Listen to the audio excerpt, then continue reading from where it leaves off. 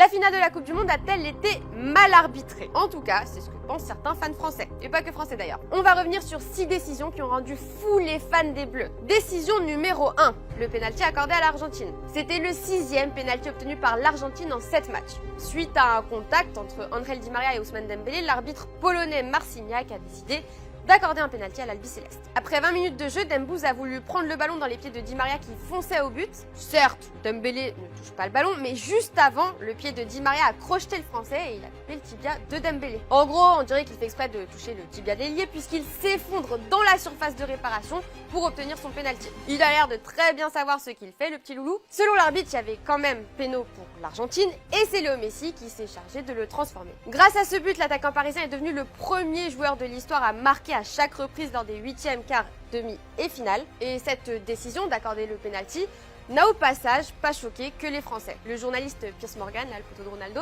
a par exemple tweeté « Il n'y avait pas penalty ». Un avis partagé par Joey Barton qui a dit « Jamais penalty ». Décision numéro 2.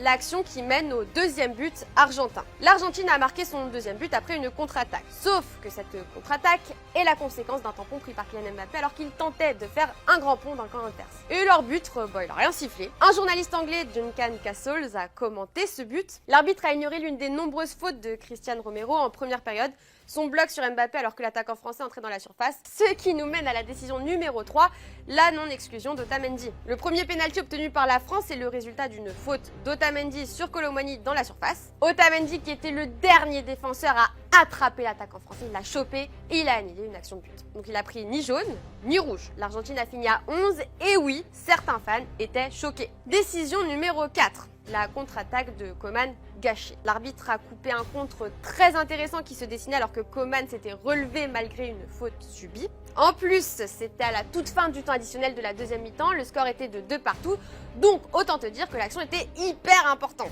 Mais l'arbitre a décidé de ne pas laisser l'avantage. Cette fois, un journaliste d'ESPN, Miguel Gonzalez, a réagi. C'est le pire arbitre de l'histoire des finales de Coupe du Monde. Décision numéro 5, la validation du 3e but des Argentins. Lors du 3e but de l'Argentine inscrit par Messi, de nombreux remplaçants argentins étaient rentrés sur l'aire de jeu, ce qui aurait pu amener l'arbitre à invalider le but. Et il aurait même dû le faire selon les règles. Au début de la seconde période des prolongations, dans une contre-attaque rapide, encore une fois, l'Argentine s'est enfoncée dans la défense bleue, complètement dépassée. Lautaro Martinez a tiré à bout portant, Lloris n'a pu que repousser son tir, mais malheureusement il l'a repoussé dans les pieds de Lionel Messi, qui a marqué.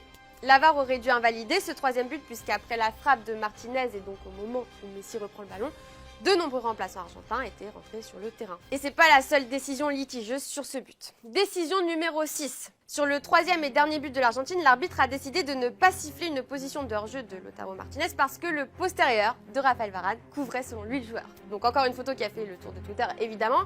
Selon toi, hors-jeu, pas hors-jeu? Eh bien non, puisque les mains et les bras ne doivent pas être pris en compte. Donc pas de polémique sur ce coup-là. Pour info, le site spécialisé sur l'arbitrage Archivovar a mis un 3,5 sur 10 au Polonais, à l'arbitre, en lui reprochant de ne pas avoir respecté le règlement à plusieurs reprises. Le quotidien L'équipe, quant à lui, a infligé la note de 2 sur 10. Donc c'est moins que la note de Théo Hernandez qui a été pas très bon. Dis-nous toi en commentaire les décisions qui t'ont fait le plus rager. En tout cas, on peut féliciter l'Argentine qui mérite de soulever la Coupe du Monde après ce fabuleux match de football. Voilà les amis, cet épisode Extra Time est fini pour aujourd'hui. Pour plus d'informations, on te conseille de regarder la vidéo Coupe du Monde qui va sortir dans la journée.